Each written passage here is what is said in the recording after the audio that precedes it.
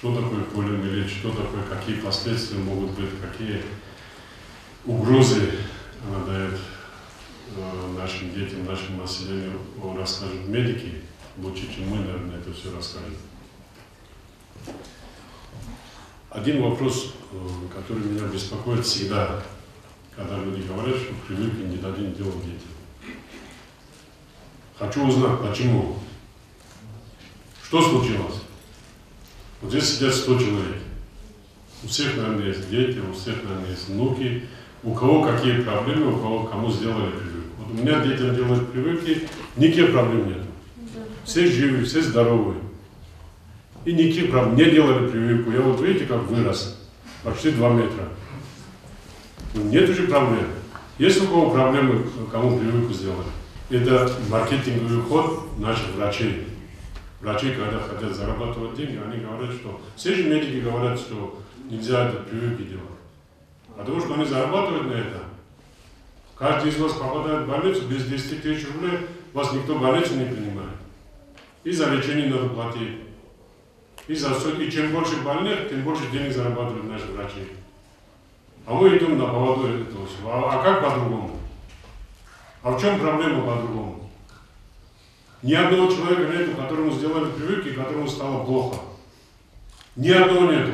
Если даже есть 0,01%. Из 100 тысяч человек могут быть одному человеку плохо стать от этих прививок. А если прививку не сделали? А не дай Бог заболели полиомиелитом. К этому, что ли, нас учили? Для этого, что ли, мы выросли своих детей? Чтобы заразиться из-за кого-то безответственного родителя. До сих пор мы как-то, может быть, относились к этому доверительно, думали, поймут люди, сознательные, на сознательность людей. Если думали, теперь видимо, что нет этой сознательности у людей.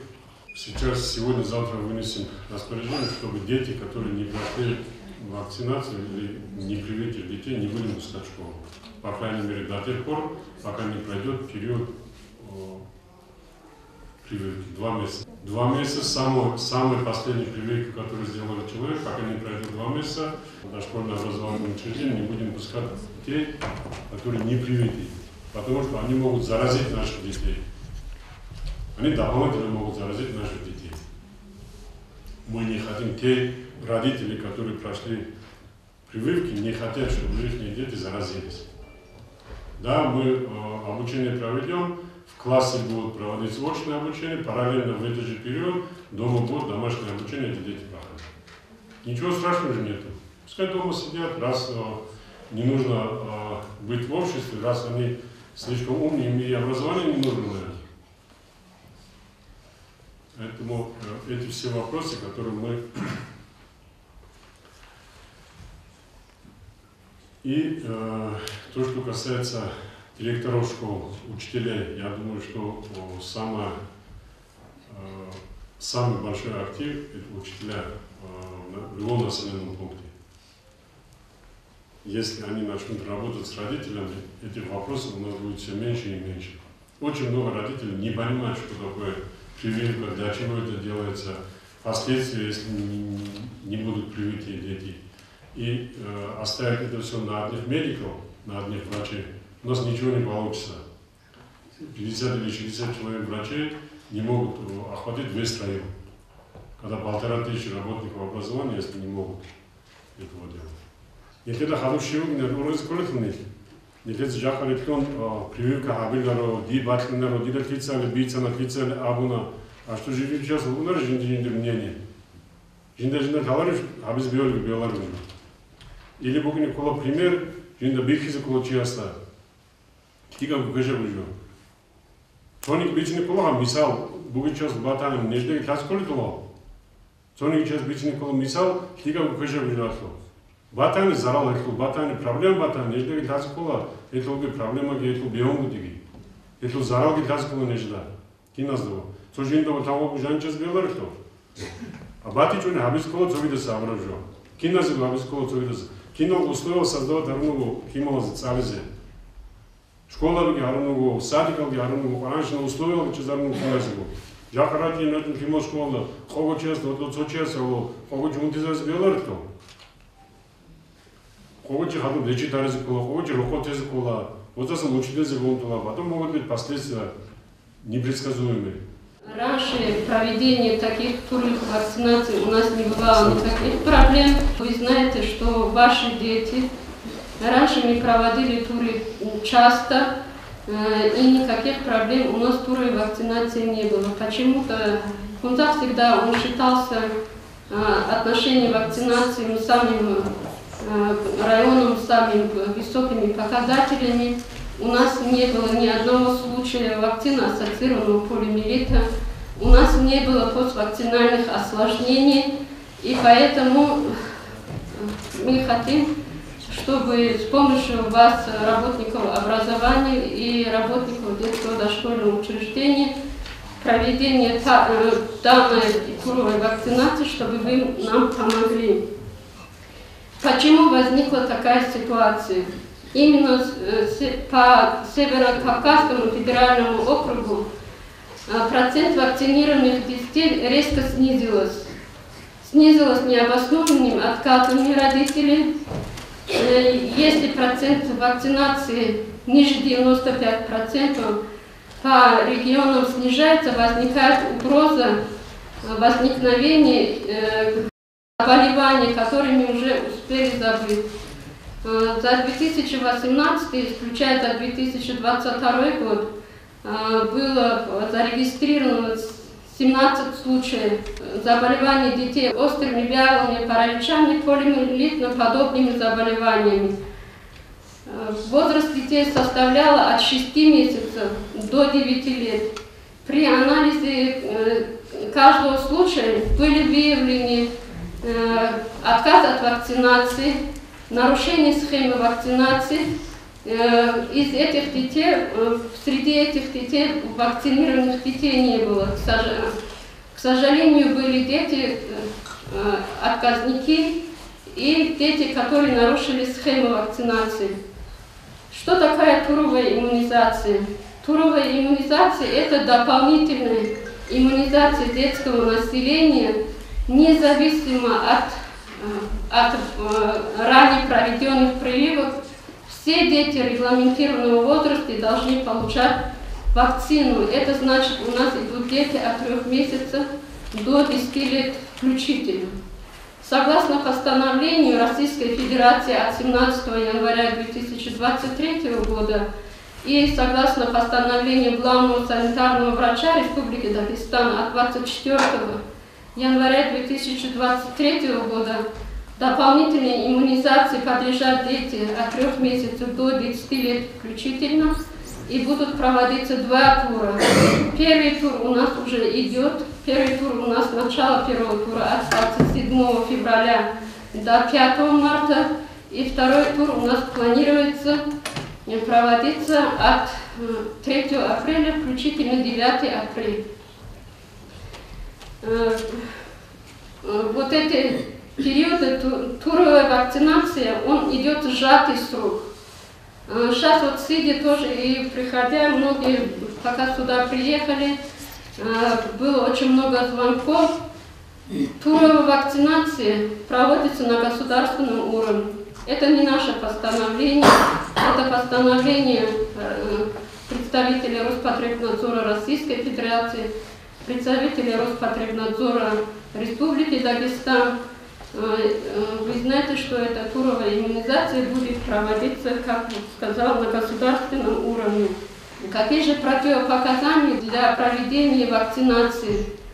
К сожалению, как вот при других вакцинациях, полиомиелита таких противопоказаний очень ограничены. Это дети с онкологией во время получения химиотерапии. Вторые эти дети, которые получают химиотерапию. Дети при проведении туровой вакцинации, если у этих детей имеются признаки ОРЗ с повышением температуры, обострение хронических заболеваний, и дети иммунодефицитными состояниями, которые состоят на учете. К сожалению, лекарственных препаратов против полиомиелита нет. одна единственная защита – это вакцинации, которые мы проводим детям согласно национальному календарю. Мы ее начинаем с 3-месячного возраста. До года дети у нас получают 3 вакцинации полиомиелита. После года у нас такое понятие идет 1-я и 2-я ревакцинация. Они получают год и 6 месяцев, и год и 8 месяцев. И 3-я ревакцинация, согласно новому календарю национальных прививок, 6 лет. Дети дополнительную туровую вакцинацию, как я сказала, должны получать дети и ранее привитые. У нас перед началом туровой вакцинации было совещание с медицинскими работниками на местах, были встречи с отказниками. Почему-то, вот, проведя очень много самопросвет-работы, вы видите по всей Республике Дагестан и по интернету всякие фейки в отношении вакцинации, которые родители ставят под сомнение, вызвало бурные эмоции. Дети, которые имеют полный курс вакцинации, почему-то решили отказаться от оральной полиомиелитной вакцины. У родителей необоснованные отказы. К сожалению, у многих родителей необоснованные отказы. Сегодня было в ВКС видеоселекторное совещание со всеми медицинскими учреждениями по Республике Дагестан, Министерством здравоохранения Республики Дагестан. Там шел вопрос, там был ролик, вы все, наверное, видели, Кизилюртовский район, что после дачи ребенок заболел, что очень много негатива. Задали вопрос главному врачу, он сказал, что это фейк, что обоснованного поступления детей не было. Это лишний раз расхолаживает наше общество, расхолаживает, затрудняет работу медицинским работникам. И поэтому, что он сказал, что это все отстранено, что над этими работали, и к сегодняшнему числу, что у них отказников стало очень мало, и у них процент вакцинированных детей около 1100. Вот это их, короче, слова. В основном шел Хасавюрт, Кизилюрт, Махачкала. Что такая оральная полиомиелитная вакцина? Живая оральная полиомиелитная вакцина начали вести в нашей стране в 1960 году. Это была большая победа ученого Себина, который создал вакцину, и также наших ученых, академиков Чумаковым и Стародубцевым. Это была колоссальная победа над этим грозным заболеванием. Тогда были большие вспышки, дети были порезаны параличами.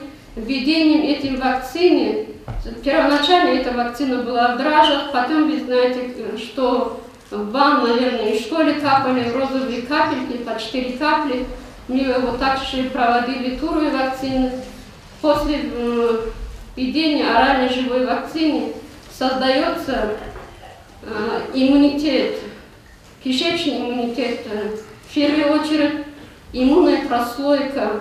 После введения вакцины у ребенка улучшается иммунологическая память, которая остается на всю жизнь. Ребенок, будучи и в взрослом состоянии, это вакцина, которую ввели в детстве и получили согласно календарю, ненарушенной схеме, имеет свой колоссальный эффект. За период моей работы в Кумзахе, и также скажут и другие врачи, у нас не было случая, я еще раз говорю, у нас не было таких осложнений, не было вакцинальных осложнений, потому что каждое осложнение против вакцины должны зарегистрироваться. И у нас не было детей с полиомиелитом. В 1995 году в Чеченской Республике была вспышка полиомиелита. Там было зарегистрировано 143 детей, которые, к большому сожалению, стали глубокими инвалидами. у нас эпидемиолог Кучпарова Кумсят Кучпаровна, у нас были случаи с контакта детей и взрослых людей Чеченской Республики, которые, к сожалению, в Английском округе заболели. При разборке эпидемиологических случаев были выявлены, что эти ребята не были вакцинированы. Они, к сожалению, у одного был летальный исход, 3 ребят остались инвалидами. При разборке эпидемиологического каждого случая выявилось, что фельдшер в селении, в том селении, в котором эти ребята были, просто не проводил вакцинацию, он просто написал, что эти ребята получили своевременную вакцину. Контакт было, начиная с Кизилюртовского района, Цукульский район. Весь этот круг показало, что в контакте, которые были с ними, дети заболели. Были случаи, 35-летняя уроженка Цукульского района, она заболела полиомиелитом, стала глубоким инвалидом. Насчет этого разобщения, которое, конечно, хотелось бы сегодня, чтобы представитель Роспотребнадзора присутствовал здесь, которые выдвинули постановление, которые дали указания о разобщении детей, непривитых и отказавших от вакцинации в течение 60 дней. Если в образовательном учреждении или в садах есть возможность создать для этих детей определенные классы, определенные группы, если они могут создать такие детские дошкольные учреждения и школы, детям можно посвятить образовательные учреждения. Мы никакое право не имеем им запретить. По законодательству Российской Федерации иммунопрофилактики инфекционных заболеваний написано, что мы не имеем права не принимать или отказываться ребенку приему детского дошкольного учреждения и школьного учреждения. Но мы должны предупредить родителей, что их невакцинированные, непривитые дети могут заболеть в течение 60 дней, что их надо изолировать или отдельными классами, или отдельными группами. Разобщение. Письменно, если оформлять свой отказ, они должны знать и о правах ребенка, что они ставят под угрозу здоровье своих детей. Они должны учитывать ситуации, которые у нас складываются, эпидемиологическая ситуация, которая сложилась по Северному Кавказскому федеральному округу. Каждый работник дошкольного учреждения, заведующий, медсестра, каждый работник образовательных учреждений должны предупредить родителей, что у нас идет массовая вакцинация детей. К сожалению, процент вакцинации, который было начало второй вакцинации, почему-то у нас выросло. Я надеюсь, что после наших выступлений она снизится. Вы нам поможете, мы вас поддержим. Главное, самое главное и ценное для нас всех – это здоровье наших детей, наших внуков. Мне хотелось бы немного добавить по поводу оральной вакцины капель и по поводу инактивированных вакцин. Оральная вакцина – это вакцина, которая содержит убитые вирусы, ослабленные в 10 тысяч раз.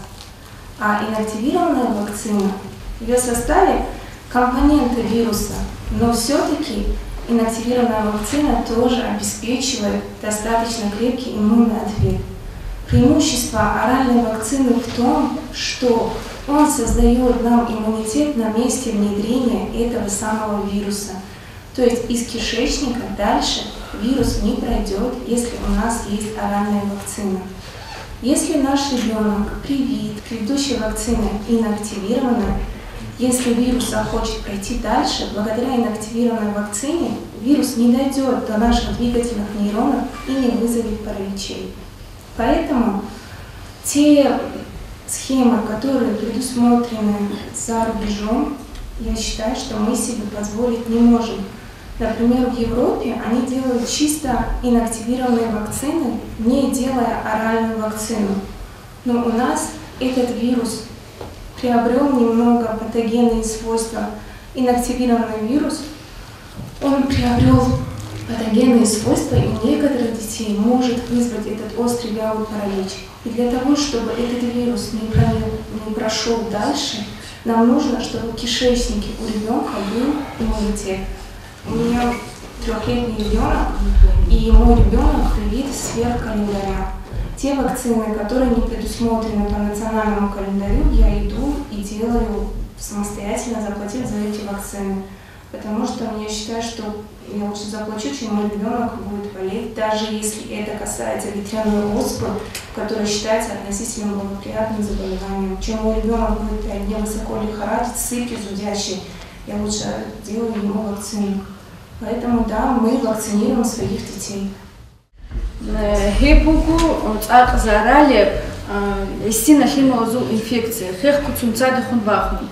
Шабгу гишугу гико qarevna химатой хеп вирус полио вирус чохотли каралтснақи қати захитлизи. Тинги қати захитлин қати гишугу чангу бати форма. Цобук уна скрытая форма олгулда гобугяхаш я хату қаныста медицина шо я жалгу эбел инсудаку гоб бук унигу простудна качество он кезре сугуб ана ацолджен тингеги удиура харчи нервная система санук инела мемира заралил qarishалби гочистри хулил тингеги лобук инела синахаш полимилтел унтарахаш нервная система такарга qatizahil. Вот еще неги вахизи ресеч уже удиура это уже как бы время упущено. Цугегек уна бульбарный паралич, бишшунгу захмата, бишшунгу квешен. Хе бульбарный паралич, чи унтар, обхимир унтанани, усул хухельбоси захмашил оси, бук уна паралич дыхательных мышц обуда. Тингеги уже алас унутагин химир хозрезки уха. Паралитическая форма ола, яги адалнах, яги спинной мозг, заразиться, но зарали канани полиовирус, адал нахал жанен канани, я не клону паралич. Химадол сингиги хат алк ичара, ол хит инхули, цо хит ицугиос ока, яги цо хит ицугиос эрена. Тубар умрёлды, инвалид махун хлимер. Никлера энодоги yiku един цо яс. Ак зарали бедин инфекцию гойдасан картиза гечо. Аллаху сабай олаш хниклес. Оп сабау хникле вакцина. Вакцина заману того еще химатую. Иси зарал дасан киналько шеша гурсуда шиба химату дихун врачу сукбукуна подход, индивидуальный подход олда. Qarishli гунани, унтаршимиру гунани. Эльда вакцин хитсени олар. Температура бортичу, биту анализ эзиколи гуна, анемия гунани, анализ гиклон, неврологическая патология гунани, невролога шукбачу. Динат ачун жигараков нижицуки. Даже нижерук она один хисаб, цо призамал дежани, цо химаду уже замащу гунани, ол тинк изем капелька. Живая вакцина лоуда. А цуги химир бугу на нижегики игу укол шеч химир. Ол уди химаду нижекс укол хази хараката кулха. Узул деньги цени контакт хечугу. Контакту он фекально-оральный. То есть гизару кырыздасан. Цинги гизал догор шош анхимоц джанюгу не полиовирус. А гизар хедогу вот он шабумоц чабу. Элитин царалу жоха. И они сюда мقابادич ачурачишха жотсу гуайл врачице но диде азик ол хай полимита шуги худ вакцина сдандики дирку хима задица хон хе вакцина и гоб хайлал дигжибу эбер инсуцаги подходук инкилалишка даники хончулугу даник qarishli хима дуйгунани гоб врачиста бицун дина хайст адрук хинклигел вакцины. Здесь сидят и молодые мамы, их бабушки, молодые отцы, дедушки сидят. Наверное, надо определиться с выводами, наверное. В чем проблема, почему нельзя делать прививку? Вы же все обсуждаете. Все разговоры, которые происходят в селении, они бывают в школе и в садике. В каком населенном пункте есть ситуация с отрицательным влиянием прививки? У кого в населенном пункте? Кто слышал такую историю? Если бы это было бы, давно уже этого врача посадили бы, эту больницу расформировали бы, и эти родители месяцами жили бы возле прокуратуры. Потому что нет такого случая. По крайней мере, у нас в районе нет. Да, ошибка у всех бывает. Всякое может быть. Это не исключение. Поэтому же дали там процент какой-то, что может быть отрицательный результат.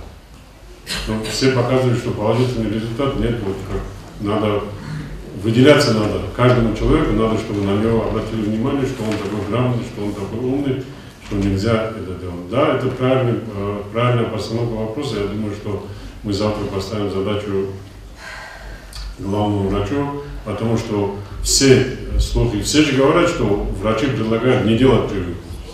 Вот мы покажем, что врачи сами будут делать прививку своим детям, если есть внуки и правнуки. Это правильная постановка вопроса, Рамазан Умарович. С этого мы и начнем. Если есть в администрации работники нашей администрации, кто отказывается от этих прививок, тоже скажите, если есть образовательные учреждения, кто отказывается, учителя, воспитатели или там кто угодно, тоже скажите. И дальше мы посмотрим, как будем делать дальше.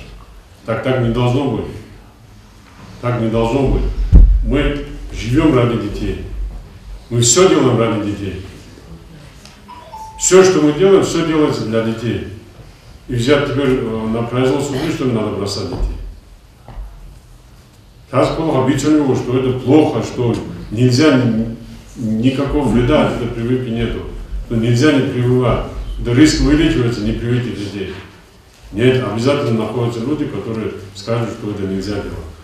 Хорошо, вот например, во время пандемии все говорили, что вот то ли вертолеты брали вируса, еще там какими-то методами. И что получилось? И что получилось тогда? Все говорят, это неотвратимая болезнь, ее лечить невозможно. Они же инвалидами на всю жизнь остаются, и притом тяжелыми инвалидами. Что еще нужно для родителей? Как еще нужно объяснить родителям это? Что нужно делать, чтобы дошло до каждого родителя, что нужно прививку проводить? Не знаю, я не представляю, что нужно делать больше. Чтобы пойти по домам прививку делать, что объяснять родителям каждому человеку, который не понимает. Если нужно, надо так тоже делать.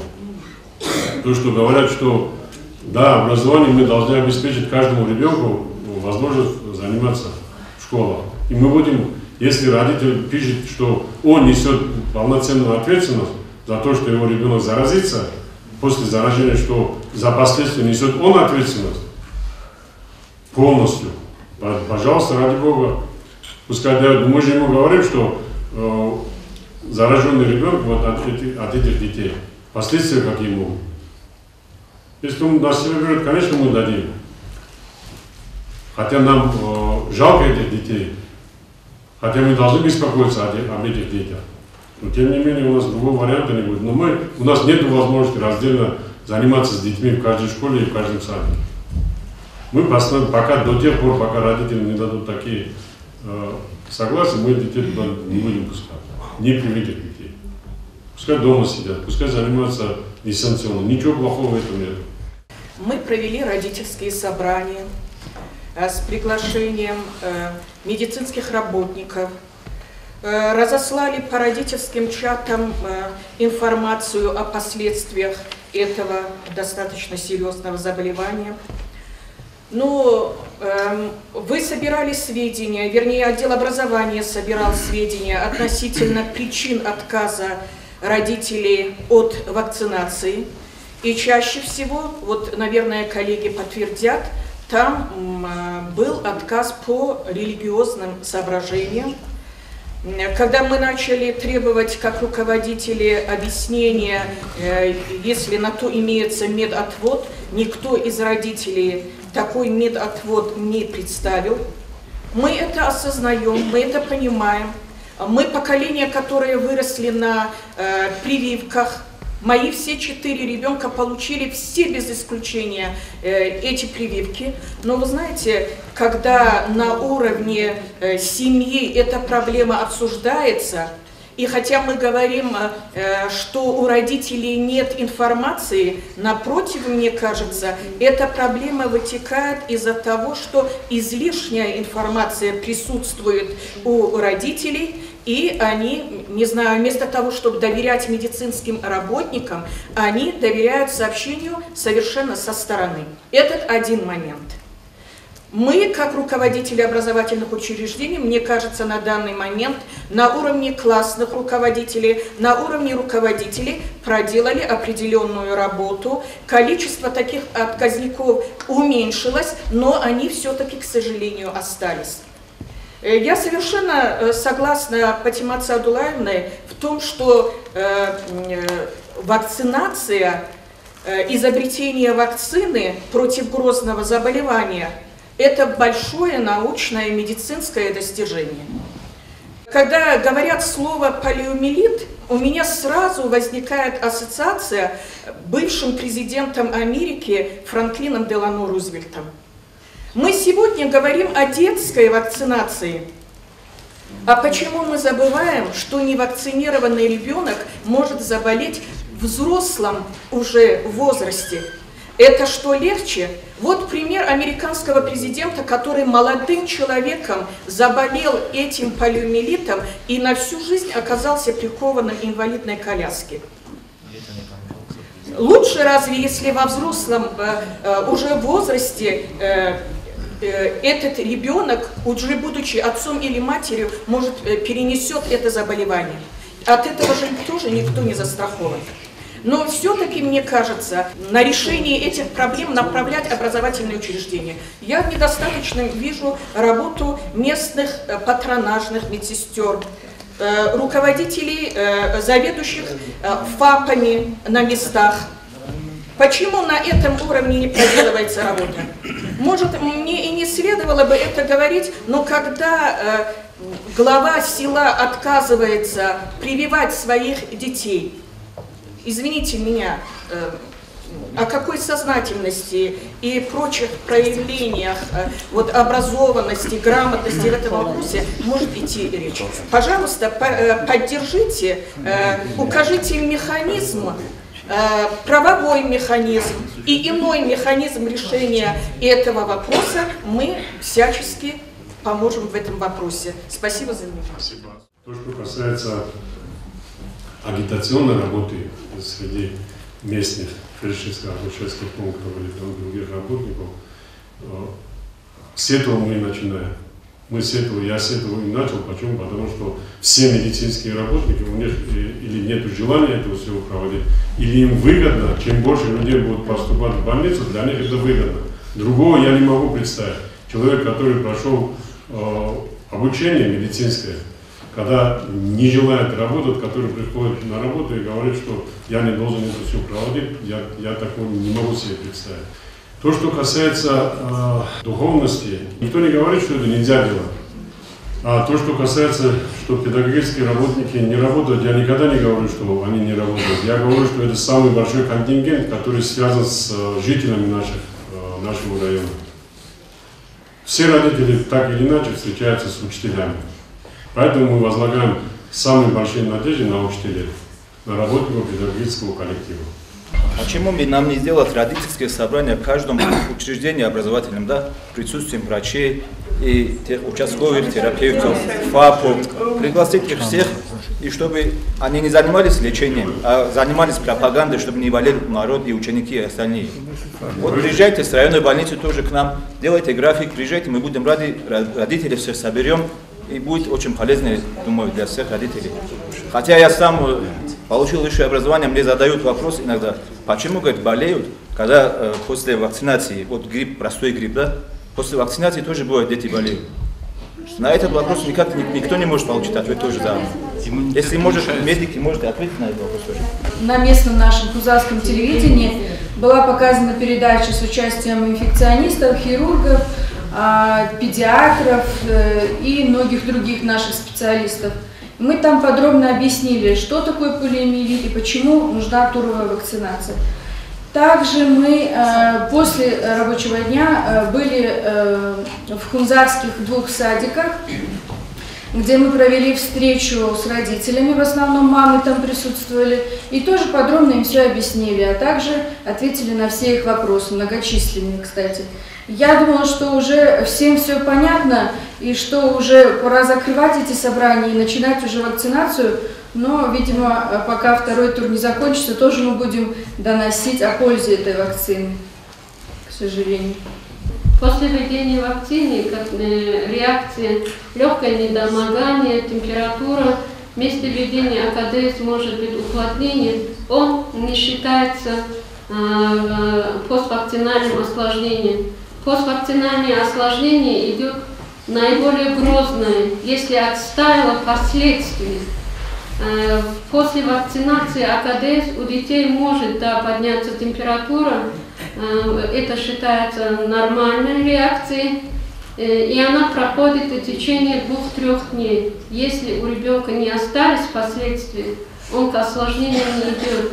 И сейчас многие родители начали выдвигать версию, что после введения, у нас сегодня идет речь о полиомиелите, не о АКДС, но я просто скажу что после введения АКДС дети болеют аутизмом, у них идет психомоторные, неврологические расстройства, отставание в психомоторном развитии и многочисленные научные исследования. Этот аутизм и введение вакцины ничем не связано. Не доказано медициной введение вакцины, что заболели эти дети. Нету основы, поэтому не нужно ввести заблуждение, а легкие проявления ОРЗ и легкие проявления и ухудшение самочувствия может быть проявление каждой вакцины, но не тяжелые последствия. Еще одно хотела я внедрить, что первыми вакцинацию и внедрять вакцину профилактику начали мусульмане. Натуральные оспы, как раз таки наши религиозные деятели, мусульманские, приобрели вакцину против натуральной оспы, было предложено именно мусульманскими лидерами. И вы знаете, при посещении паломничества в хадж, каждый, кто совершает хадж, у него должно быть вакцинация против менингококковой инфекции, против дифтерии, и сейчас добавилось и коронавирусной инфекции. Саудовская Аравия насчет вакцинопрофилактики, он занимает лидирующее место. Я многим родителям, которые в религиозных убеждениях, и сегодня, наверное, было 15-20 родителей, телефонные звонки в зону отгона животноводства, и также по всем населенным пунктам. Ты как диспетчер мне все отвечаешь. Я этим ребятам сказала, которые ко мне приходили, вы совершили хадж, вам же было предложено без вакцинации менингококка, без дифтерии и без коронавирусной инфекции посещение вам не разрешат. Он сказал, да, подумал, обдумался, поэтому обдумайте этот вопрос тоже. Эндемическими очагами полиомиелита являются Афганистан, Пакистан. Находился в эндемическом очаге Индия, африканские страны. Но последние годы Индия на ликвидацию полиомиелита были реализованы средства. У них очень хорошо работала прививочная кампания. У них очень хорошо пошла вакцинация против полиомиелита. на государственном уровне. И, к сожалению, когда и к большому счастью, у них сейчас, я вот последним данным, Индии там не озвучивается. Они на государственном уровне решили эту проблему. Насчет и туровой вакцинации, и насчет других вакцинаций согласно календарю национальных прививок. И наш календарь, он очень удобный, российский, он очень эффективный. Там все предусмотрено. Там все предусмотрено и анализировано. Ничего лишнего в этом национальном календаре нет. Настолько все обдумано и настолько все грамотно. Насчет работников Хурзарской ЦРБ, вас приглашают туда вниз, чтобы вы помогли нам. Понимаете, вы каждый раз в такой ситуации и при пандемии, и при других таких вакцинальных мероприятиях очень полезно бывает, и когда приходят специалисты. Понимаете, вот здесь все педагоги дополнительного образования, общего образования. Мы тоже можем посмотреть в интернете, прочитать, что это такое, и красиво говорить. Но, наверное, они вам больше поверят, чем нам, потому что вы специалисты. Поэтому, если такой пропаганды не будет в таких ситуациях, и проводить мероприятия не будет, ну, результата тоже не будет. И хотелось бы еще дополнительно узнать вот, насчет этого заболевания, как она передается воздушно-капельным путем, при непосредственном контакте и так далее, и так далее. Понимаете, вот насчет разобщения вы говорили здесь. Хорошо, вот остальным, допустим, там 60-70 человек у меня в начальных классах, ну 10 человек, допустим, отказались. Они будут, допустим, дома. Вы думаете, после школы эти дети не встречаются на улице? Встречаются. Хорошо, их будут дома. Вот скоро у нас будет Ураза Байрам. 2 месяца же вы сказали, должно быть, примерно. Но такой гарантии, что контакта не будет. Ни у кого нет. Что не будет и не заразятся тоже, что и дома и так далее. Одну вещь должны понимать. Мы оберегаем не тех детей, которые прошли вакцинацию. Мы оберегаем тех детей, которые не прошли вакцинацию.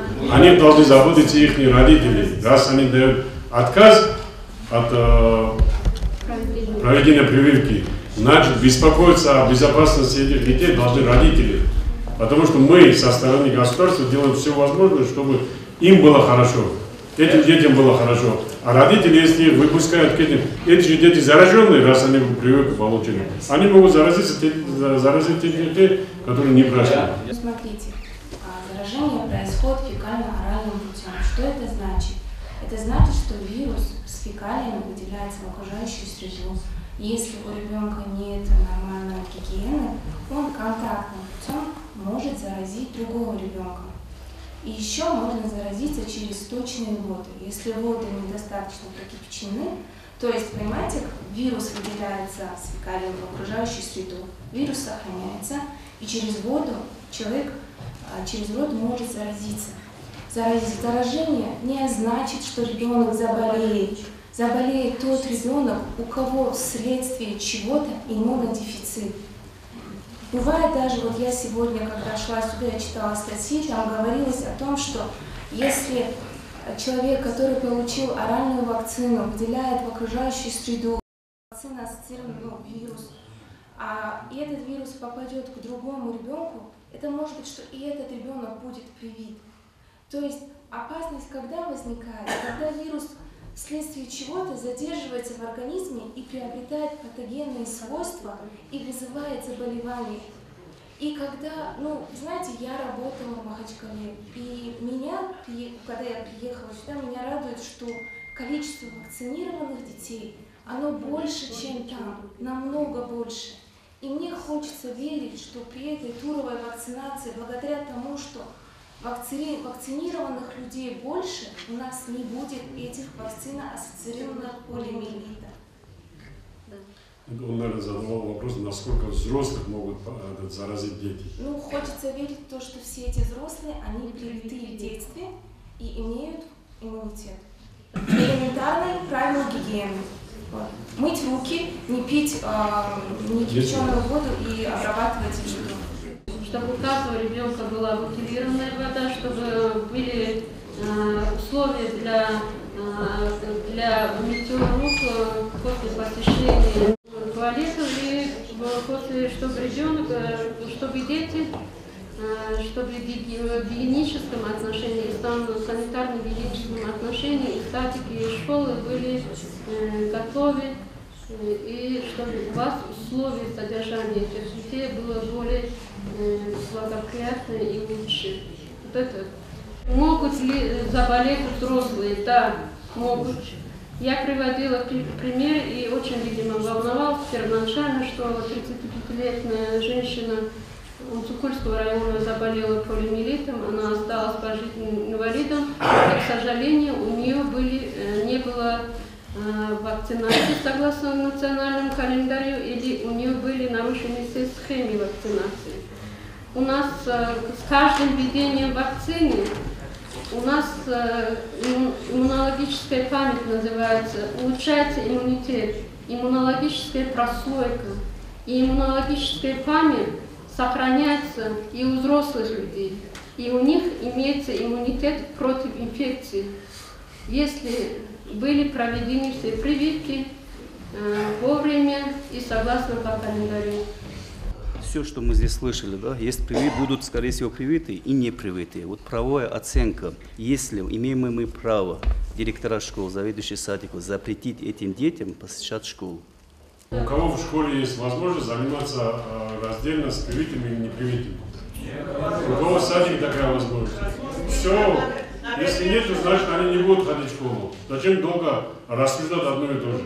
От того, что мы 10 раз будем говорить, ничего же не поменяется, Мурат. У тебя есть возможность 1-4 класс разделить? По практике же мы другой выйдем. Нет, по практике зачем? Зачем вам практика? Практики такой не было. Практика очень даже неправильная эта практика была, потому что в трехгрупповом садике не нужно, надо было поднять вопрос, дальше надо было обжаловать. Потому что трехгрупповой садик, где нету даже нормальной горшочка, вести раздельное посещение детьми мы не можем. Нет у нас такой возможности. Если не хотят учиться, пускай не делают прививки, пускай оставляют дома. Если им прививки не нужны, если им здоровье не нужно, значит и образование не нужно. Поэтому мы распоряжение подготовим, вы получите, каждый из вас, распоряжение. Так же сделали. Когда получите распоряжение, тогда будете делать выводы. Вот, например, когда Амаровна сказала, пускай прививаются, этот вопрос у меня назрел, у меня тоже такая ситуация, в садике один ребенок до сих пор ни одной прививки не получил, и он сейчас хочет привиться. Но, как оказывается, он не может привиться живой вакциной, ему нужна неактивная. Этой неактивной вакцины у нас нету, сказали. Ребенок, который не имеет ни одной вакцинации, ни одной, правильно же? Да. Ни одной вакцинации, он должен начинать вакцину согласно календарю национальных прививок. То есть ему можно проводить вакцинацию пентаксимом. Пентаксим у нас в наличии есть, очень хорошая вакцина. В состав пентаксима входит вакцина против дифтерии, столбняка, коклюша, входит полиомиелитная, она сочетанная вакцина. Реакции очень редко бывают, даже местные реакции, если даже АКД дает какой-то подъем температуры пентаксима, таких побочных вещей не было. Мы прививаем непривитых детей согласно календарю. Так она и написана в санитарно-эпидемиологическом санпине, что у нас она должна, ребенок, он никак не может получить оральную вакцину. Он должен получить пентаксин или инактивированную вакцину. И вот в этом случае он, получается, опять не может посещать? Нет, он, да. Он в этом случае, у вас невакцинированные дети не могут посетить школы и сады, их надо вакцинировать.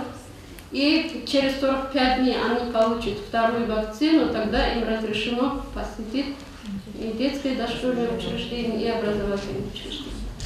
Так, еще один вопрос. Это ревакцинация или тоже живой вакциной, да? Вот в апреле, который будет. Ревакцинация, если ребенок, вот, например, вот у нас идет тур. Если ребенок получил 2 вакцинации, ему туру оральной полиомиелитной вакцинации можно проводить. Если 2 дни живые уже вакцины. две вакцины, если он имеет, ему можно оральную вакцину.